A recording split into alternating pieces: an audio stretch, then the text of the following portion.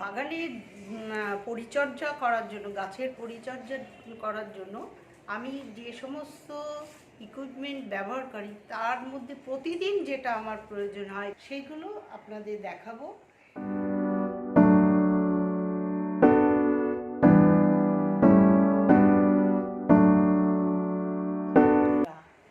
আজকে আপনাদের বাগান সম্বন্ধে আরেকটি বিষয় নিয়ে কথা বলবো। বাগান তো আমরা সবাই করি, কিন্তু কিছু ইকুইপমেন্ট প্রয়োজন হয় গাছে জল দেওয়ার জন্য।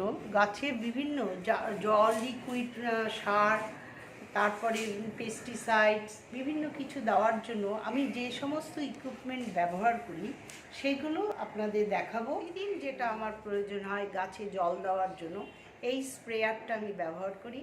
এটা পাইপের সাথে জলের কানেকশান করাই থাকে এবং এর ফোর্সটাও ভালো এবং খুবই ইজি হ্যান্ডেল করা যায়।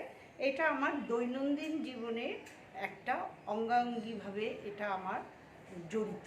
হচ্ছে এই সময় গাছে বিভিন্ন পেস্টিসাইডস ব্যবহার করতে হয়, তার জন্য বিভিন্ন কোয়ান্টিটিতে ব্যবহার করতে হয়, কোনোটা কম কোনোটা বেশি।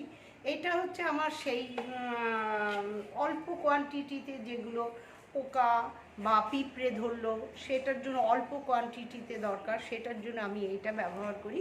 কিন্তু এটার একটাই ড্রব্যাক হচ্ছে এটা কম পরিমাণে ধরে, বারবার নিয়ে নিয়ে ভরতে হয়, কন্টিনিউটি থাকে না। আর তারপরেই হচ্ছে আমার এইটা আমার খুবই ইউজফুল। এটাতে ফোর্সও ভালো এবং গাছে দেওয়া যায়, পেস্টিসাইডস দেওয়া যায়। আর এটার কাজই হচ্ছে এইরকমভাবে একটু প্রেশার ক্রিয়েট করে এখান দিয়ে প্রেস করলে জল বলুন, পেস্টিসাইড, লিকুইড পেস্টিসাইডস বিভিন্ন কিছু গাছে দিতে আমার খুব সুবিধা হয়।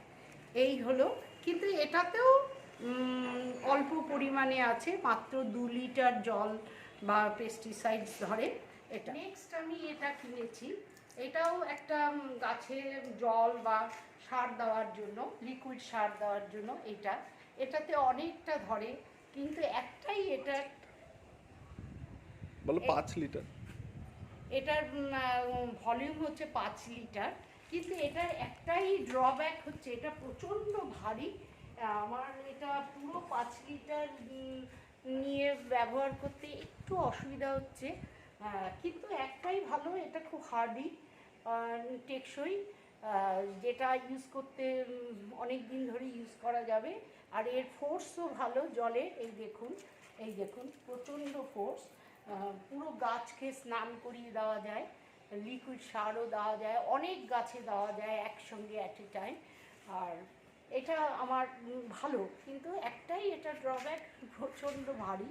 আমার বয়স হয়ে গেছে, এতটা ওজন আমার ক্যারি করতে একটু কষ্ট হয়, কিন্তু ওভারঅল আমি একটা জিনিস আপনাদের মনে রাখতে হবে, মাটিতে অনেক কিছু জিনিস থাকে, ব্যাকটেরিয়া, ফাঙ্গাস, কিছু গুড ব্যাকটেরিয়া যেমন আছে, হার্মফুল ব্যাকটেরিয়া আছে, তারপরে কৃমি আছে, বিভিন্ন অ্যানিমেলের দেহাবশেষ থেকে বেরোয়। সেই জন্য অলওয়েজ আপনাদের একটা জিনিস মনে করে রাখতে হবে, প্রিকশন। সেই জন্য আমি যেটা ব্যবহার করি, এই গ্লাভসটা ব্যবহার করি। গ্লাভসটা ব্যবহার করে আপনি যদি মাটি ধরেন বা বিভিন্ন পেস্টিসাইডস, এই সমস্ত বিষাক্ত জিনিস, যেগুলো গাছের পক্ষে ভালো কিন্তু মানুষের পক্ষে ভালো না, সেই জন্য আমি এই গ্লাভসটা ব্যবহার করি। এতে আমার কাজে অনেকটা সুবিধা হয়, এছাড়া হাতে নোংরা হয় না, এইটা ব্যবহার করি। এইটা আপনারা ব্যবহার অবশ্যই করবেন, এটা কোনো অপশান নেই। এটা আপনাদের বাগান করতে গেলে আপনাদের এটা প্রয়োজন হবে। আমরা তো খুব অভ্যস্ত নই, যার জন্য আমাদের যে কোনো মুহূর্তে অ্যাটাক হয়ে যেতে পারে, নোকের কোনায় টোনায় ইনফেকশান হয়ে যেতে পারে। সেই জন্য এই গ্লাভসটা ব্যবহার করা। এই গার্ডেনিং রিলেটেড যে সমস্ত আপনাদের দেখালাম, এটাতে আপনাদের মনে হয় একটু হেল্প হবে। এরপরে আমি নেক্সট দেখাবো কী কী টুলস আমি ব্যবহার করি, যেটাতে খুব মানে আপনাদের কাজ করতে সুবিধা হবে, এবং সেই টুলস ব্যবহার করার জন্য কি কি প্রিকশন আপনাদের নিতে হবে সেটাও আমি আপনাদের বলবো। কিছু কেমিক্যাল সলিউশন আছে বা জৈব সস আছে, সেইগুলো আপনাদের দেখাবো। বন্ধুরা, আমার এই ছোট্ট বাগানের পরিচর্যা আপনাদের যদি ভালো লাগে, তাহলে আমি আশা করব আপনাদের লাইকস, কমেন্টস এবং সাবস্ক্রাইব আপনারা করবেন, কারণ আপনারা করলে আমি খুব উৎসাহিত হব এবং ভবিষ্যতে আরও কিছু ইনফরমেশান নিয়ে আমি আবার ফিরে আসবো আপনাদের মাঝখানে। ধন্যবাদ।